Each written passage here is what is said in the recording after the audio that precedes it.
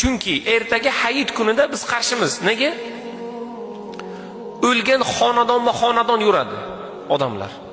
Nimaga? Falon 6 oymi 7 oy oldin o'luvdi, mana shu o'lgan xonadonni birinchi hayiti. Nima bo'libdi? 6 oy oldin onalari vafot etdilar. Onalari o'lgandan keyin 21-mart bugun. Mashalloh. Shunaqa marosim ham bor ekan.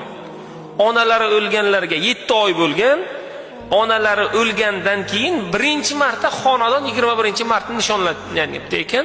Shunga borish kerak ekan. Mashalloh. Shunaqa marosim ham bormi? Onalari o'lganga 9 oy bo'lgan, onalarisiz o'tkaziladigan 1-Ramazon hayiti. Uni ham bayram qilib nishonlash kerak. Bir borib xabar olib kelish kerak. Nima uchun? O'lik xonadon yurmang, undan ko'ra bitta aloqa buzilgan qarindoshingizni uyiga borib keling.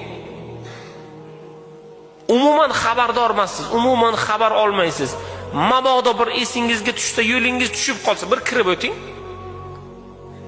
Siz qilasiz-ku, siz o'rgangansiz. Nimaga?